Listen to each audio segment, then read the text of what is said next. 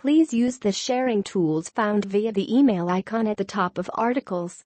Copying articles to share with others is a breach of AfD.com TNCS and copyright policy.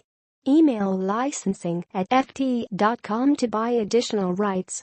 Subscribers may share up to 10 or 20 articles per month using the gift article service. More information can be found at https://www.fd.com/tour. https://d4fb61c-1b7-a-1-1b9e-398-7-3d59d-b9e399. It is not every day that a convicted football hooligan takes up a seat in the Bundestag. But this has been no ordinary year in German politics. The MP in question, Sebastian Münzenmaier, is from the Alternative for Germany party, a right-wing populist party that won 13% of the vote in last month's German elections, turning the country's normally staid, well-oiled political system upside down. Just 3 weeks after winning his seat, Mr. Münzenmaier was handed a 6-month suspended sentence for his role in a vicious attack on rival football fans in 2012. He called the verdict outrageous and vowed to appeal. Essential stories related to this article. Germany politics.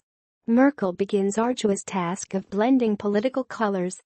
Germany politics. How a populist revolt shook rich, conservative Bavaria. The big read.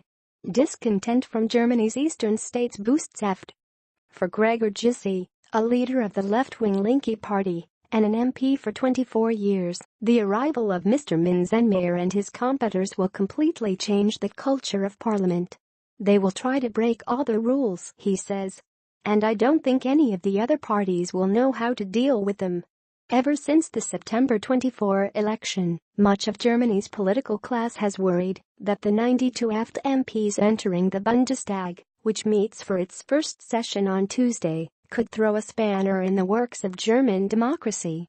The tone of the debates will become much more raucous, says Alexander Hensel, a researcher at the Göttingen Institute for Democracy Research. The AfD uses concepts that are, for good reason, banned in German political culture. It seeks attention by deliberately breaking through the political consensus.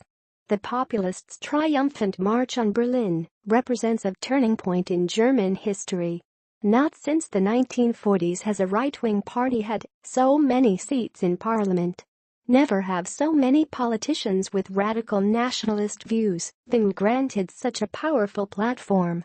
The AfD dismisses fears it will subvert Germany's democratic rules.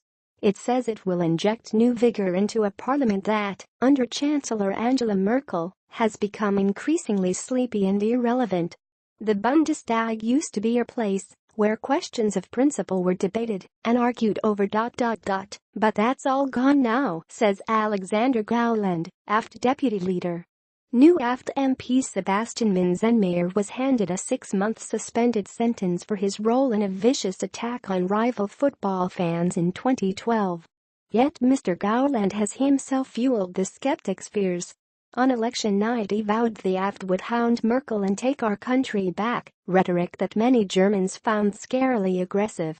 A colleague said the AfD's first act would be to set up a committee of inquiry into Ms. Merkel and all the breaches of the law that lady has committed. The populists won't have things all their own way, however. Wolfgang Schäuble, the former finance minister who will be Speaker of the new Bundestag, is expected to nip any AfD provocations in the bud.